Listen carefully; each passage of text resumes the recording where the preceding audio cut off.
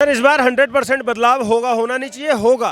केजरीवाल इस बार नहीं आएंगे, चौथी बार नहीं आएंगे। और एक और बात बता दूं, इस बार केजरीवाल के अपने ही चुनाव चिन्ह झाड़ू से दिल्ली की जनता उनको सकेर के साइड में कर देगी। तीसरी मार लेना से पहले बोलिए कि जो दिल्ली की जनता कल से तड़प रही है दिल्ली के अंदर में, जो दिल्ली की जनता अपने घर नहीं समय पर पहुंच पा रही है, अपने दफ्तर समय पर नहीं पहुंच पा रही है, स्कूल के बच्चे परेशान हो रहे हैं, पहले आतिशी मार लेना, वो मुद्दा तो सुलझा ले।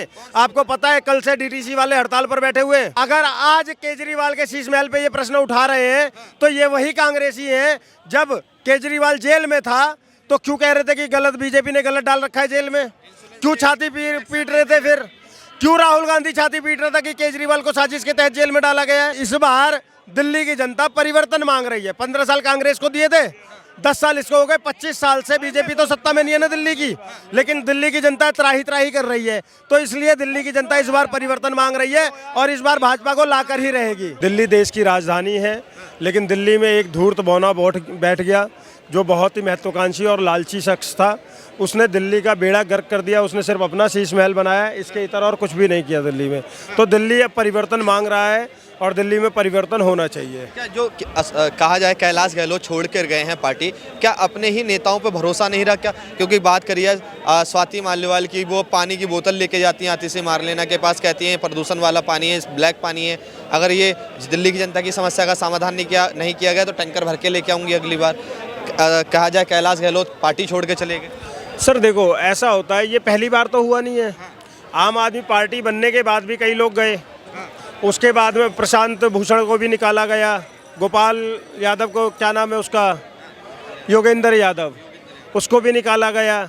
उसके बाद में जो पार्टी के खिलाफ, मतलब जिसने पार्टी के भ्रष्टाचार के खिलाफ बात करी, उनको निकाला गया। जैसे कपिल मिश्रा जी को निकाला गया, कुमार विश्वास जी को निकाला गया। तो विनोद कुमार बिन्नी ने पार्टी के भ्रष्टाचार की बात करी, उनको हटाया गया। शाजिया इल्मी को हटाया गया। तो ये सब लोग, आम आदमी पार्टी जब बनी थी, ये लोग फाउंडर मेंबर थे ना, सबको हटाया गया।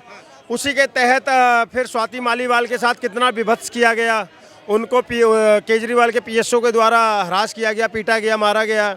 तो इसलिए उन्होंने पार्टी से, अभी भी उन्होंने पार्टी नहीं छोड़ी है, वो अभी भी आम आदमी पार्टी की ही सांसद है, राज्यसभा सांसद। लेकिन उनके साथ में जो बर्बरता की गई, इस वजह से आज वो पार्टी के खिलाफ बातें कर रही हैं और पार्टी का भ्रष्टाचार उजागर कर रही हैं। आज कैलाश गहलोत चले गए क्योंकि उनको भी नज़र आया कि हाँ, अब आम आदमी पार्टी बिल्कुल धरातल से भी अब नीचे धसातल में जा रही है, भूतल में समाती जा रही है। क्योंकि अब आम आदमी पार्टी जिस बातों पर आई थी, जिन मुद्दों पर आई थी, जिन वादों को करके आई थी, वो सारे मुद्दे, वो सारे वादे तो उसके झूठे निकले। कुछ भी एक सिंगल चीज़ डिलीवर नहीं कर पाई। अशोक गहलोत ने सीधा सीधा बोला भी, क्या बोला अशोक गहलोत ने कि भैया आप ना तो जमुना साफ कर पाए, ना दिल्ली का प्रदूषण हटा पाए, और ना ही जो वादे किए थे वो डिलीवर कर पाए। उन्होंने सीधे सीधे 52 करोड़ के शीश महल के ऊपर पे भी प्रश्न उठाया। तो वो प्रश्न उनकी पार्टी के ही नेता अगर आज उठा रहे हैं तो ये अपने आप में एक बड़ा प्रश्न बनता है कि हाँ, क्या केजरीवाल की क्रेडिबिलिटी अब रह गई है वो जो केजरीवाल आए थे उस समय पर थी।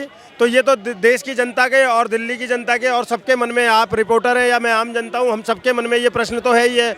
और दिल्ली परिवर्तन देख रही है, हम परिवर्तन चाहते हैं। मैं आपसे जानना चाहूँगा क्या ये सब हालात देखने के बाद भी, जिस तरह से दिल्ली में प्रदूषण है, कहा जाए कई यमुना साफ नहीं करी, केजरीवाल ने जो कहा था, वादे किए थे, ये सब देखने के बाद भी क्या चौथी बार केजरीवाल आ रहे हैं? इस बार बदलाव होना चाहिए। सर इस बार 100% बदलाव होगा, होना नहीं चाहिए, होगा।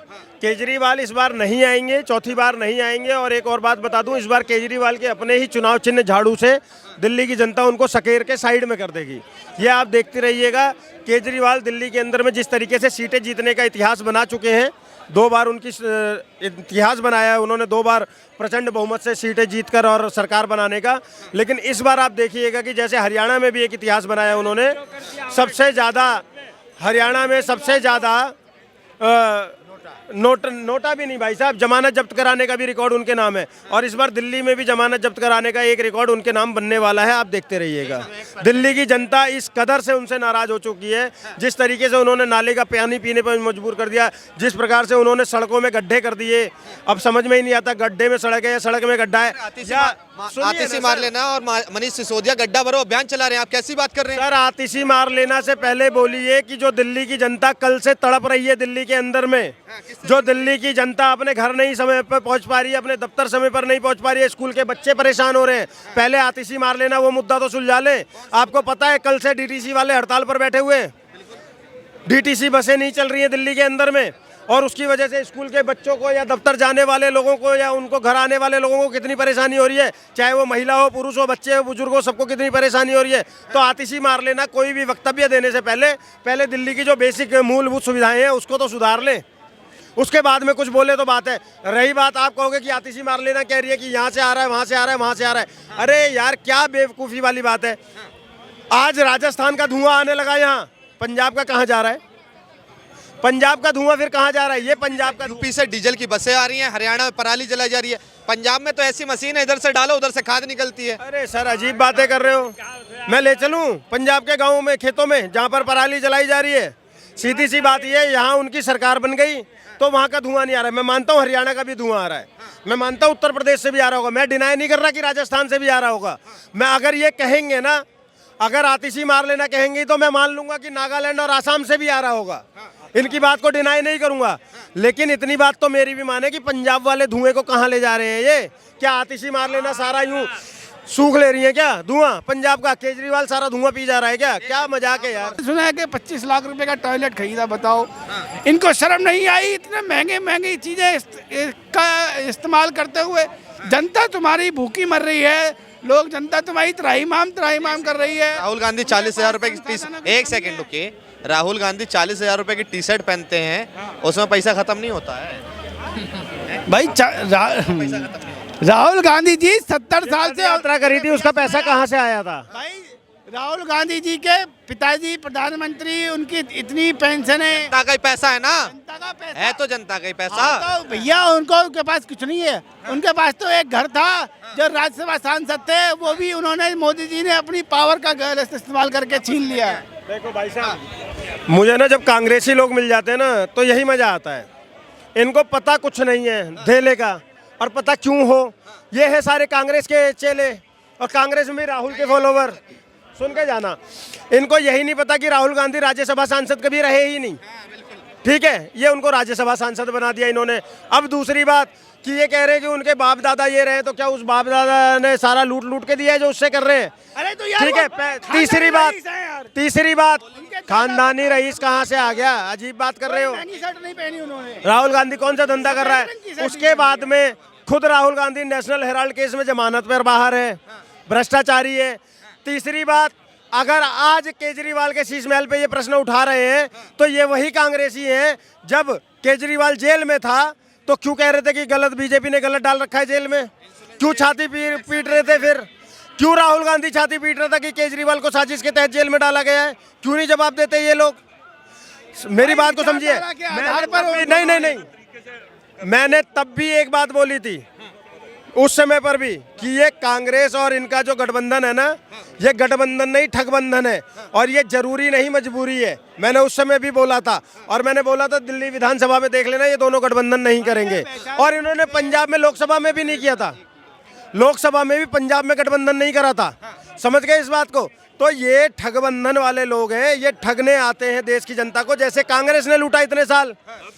अब उसके बाद में दिल्ली की जनता को केजरीवाल ने लूटा, ठीक है। तो अब इस बार दिल्ली की जनता परिवर्तन मांग रही है। 15 साल कांग्रेस को दिए थे, 10 साल इसको हो गए, 25 साल से बीजेपी तो सत्ता में नहीं है ना दिल्ली की, लेकिन दिल्ली की जनता त्राही कर रही है। तो इसलिए दिल्ली की जनता इस बार परिवर्तन मांग रही है और इस बार भाजपा को लाकर ही रहेगी। मैं आपसे जानना चाहूंगा कि ये कह रहे हैं कि शीला दीक्षित के समय भी दिल्ली परेशान थी, जल संकट हमेशा आया। एक सेकंड सुन लीजिए, केजरीवाल ने यमुना साफ कराने का वादा किया था, वो वादा पूरा नहीं किया तो कैलाश गहलोत पार्टी छोड़ के चले गए। भाई साहब, शीला दीक्षित के शासन में उन्होंने तुम्हारा ये जो लाइन पड़ी, कॉमनवेल्थ घोटाला हुआ था। सुनो यार, बीच में मत बोलो। ये जो तुम्हारी पानी की लाइट जो जाती है साउथ दिल्ली की तरफ, ये लाइन जो है इसकी स्थापना भी उन्होंने करी थी शीला दीक्षित जी ने।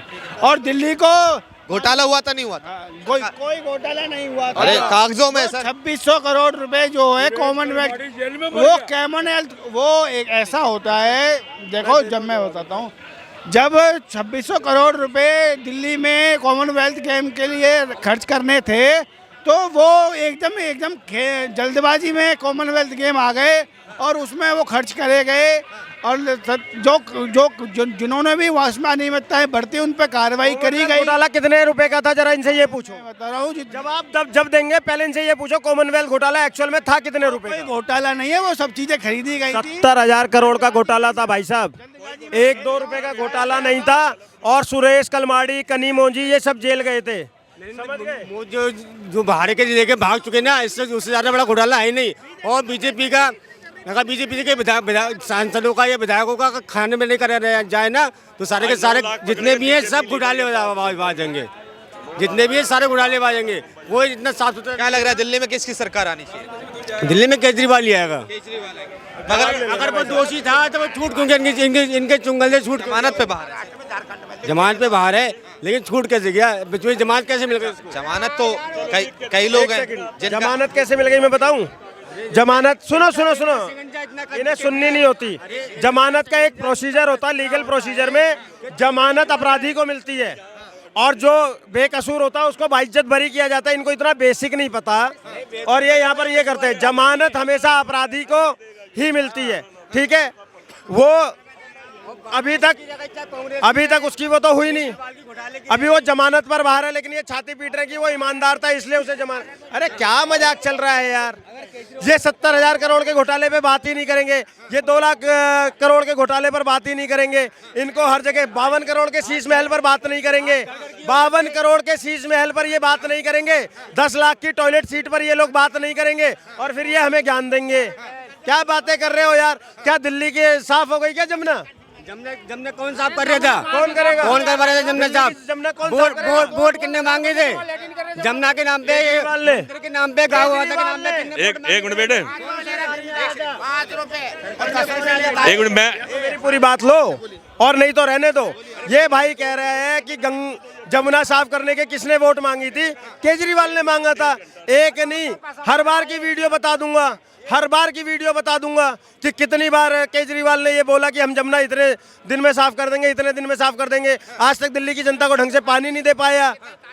क्या बातें करते हैं ये?